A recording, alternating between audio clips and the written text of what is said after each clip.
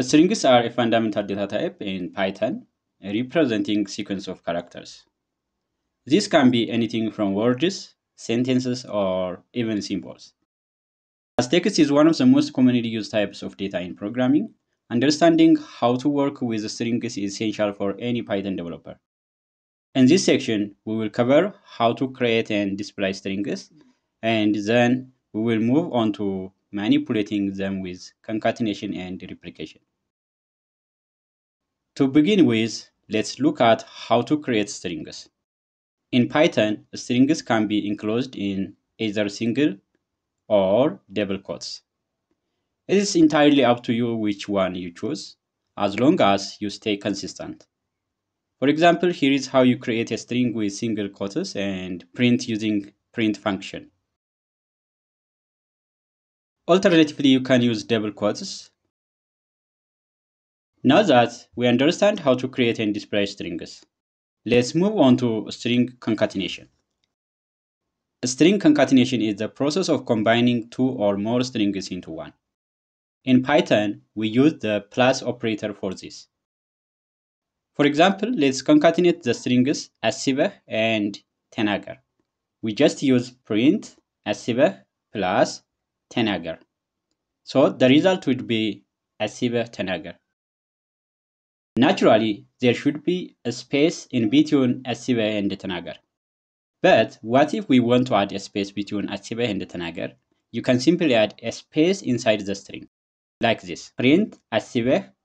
Inside the quote, you provide a space at the end of the first string, then plus tenagar, which will output asibah space tenagar. It's important to remember that you can't concatenate a string and an integer directly. If you try to combine asibah with a number like 35, you will get an error like this. Instead, you can convert numbers to strings. For example, to create asibah 35, you can write print asibah plus str 35. So the str is a string function that used to convert any integer value into a string. With that covered, let's now take a look at a string replication, where we repeat a string multiple times. Sometimes in programming, we need to repeat a string multiple times. In Python, this is called a string replication, and it is done using the asterisk operator represented by the symbol. For example, if you want to print the name asibah 5 times in a row, you can write print asibah times 5. So the result would be asibah 5 times. As you can see, this allows us to quickly automate repetitive tasks without manually typing the same text multiple times. A string replication is not only useful for repeating words, but also help format output in a clean and structured way. For instance, to create a separated line on a receipt, you can use print dash times 50. It is up to you. You can use any number that used to multiply the dash. So this is an example. So this would produce a straight line made up of dashes look like this. Another practical example is simulating a simple loading bar. You can print a sequence of block characters like this. Print, multiply by 10, and the output would be like this.